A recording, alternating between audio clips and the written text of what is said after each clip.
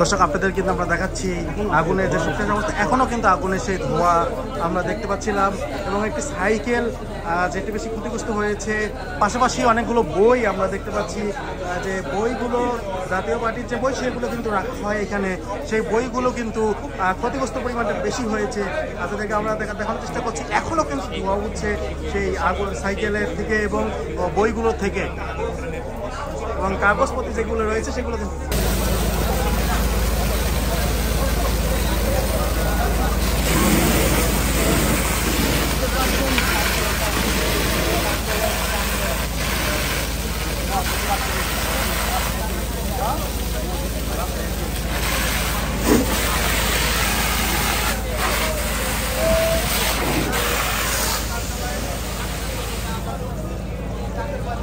পাই 22 দলের একটি সমাবেশ ছিল।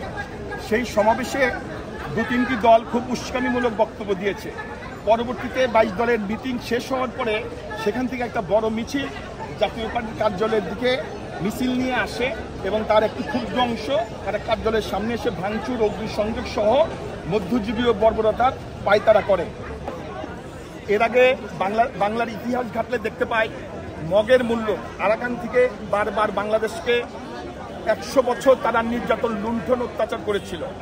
এর বাইরে আমরা দেখেছি 6ষ্ঠ শতকে বর্গীরা বাংলা আক্রমণ। এখন যদি মনে করেন একটা স্থাপনায় যদি নামাজ হয়, আপনার যদি একজন মুসল্লি হিসেবে রাস্তা দিয়ে যান, যদি নামাজের সময় হয়, নামাজ হয়, আপনি কোথায় নামাজ পড়বেন? রাস্তায় পড়বেন না অবশ্যই রুমে যেয়ে নামাজ পড়বেন? জি, নামাজ পড়লে আজান হবে না? কোন জায়গায় আজান হবে না? আরো কিছু জানবেন? যে আপনারা যদি মনে হয় আমি ভুয়া পরিচয় দিয়েছি, আপনাদের রংপুরে যদি কেউ থাকে আপনারা ইনভেস্টিগেশন করতে পারেন। আমি মোহাম্মদ আরিফ আলী, আমি 21শে জুলাই মধ্যরাত 3টায় রংপুরে নিজ ভবন থেকে যৌথ বাহিনীর হাতে অ্যারেস্ট হই এবং হাসিনা পতনের পরে 6 আগস্ট রাত্রি 11:30টায় আমি রংপুর কারাগার থেকে মুক্তি লাভ করি। ধন্যবাদ।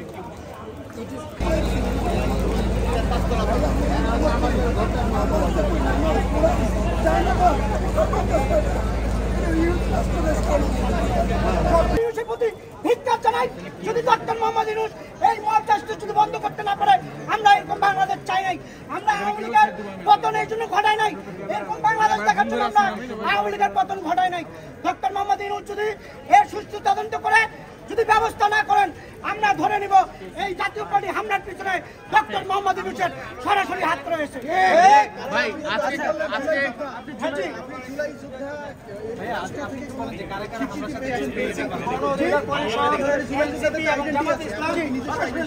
আপনারা সময় হলে পাবেন। আমি মোহাম্মদ আরিফ আলী, জাতীয় ছাত্র সমাজ কেন্দ্রীয় কমিটির সদস্য সচিব।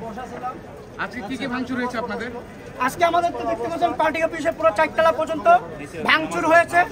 আমাদের আগামীকাল পূর্ব নির্ধারিত পবিত্র ঈদে মিলাদুন নবী উপলক্ষে এখানে আমাদের মিলাদ এবং দোয়া মাহফিলের প্রোগ্রাম ঘোষণা করা হয়েছে। সেই ঈদে মিলাদুন নবী প্রোগ্রামটি যেন সুন্দরভাবে হয় তার আমাদের এখানে পূর্ব প্রস্তুতি সভা চলছিল এবং এখানে নামাজ যারা মুসল্লি যারা নামাজ পড়েন তারা নামাজ পড়তেছিলেন।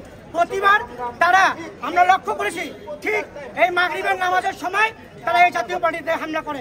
যা বিগত 4টি হামলার সময় যদি আপনারা উদ্ঘাটন করেন, বিশ্লেষণ করেন, তাহলে আপনারা দেখতে পারবেন তারা এই নামাজের সময়ে নামাজরত অবস্থায় এই পার্টি অফিসে সবসময় হামলা করেছে। এখানে ক্লিয়ার রয়েছে মসজিদটি, এখানে নামাজ পড়া হয়, এখানে চট রয়েছে, জায় নামাজ রয়েছে, আপনারা সরাসরি দেখতে পারেন।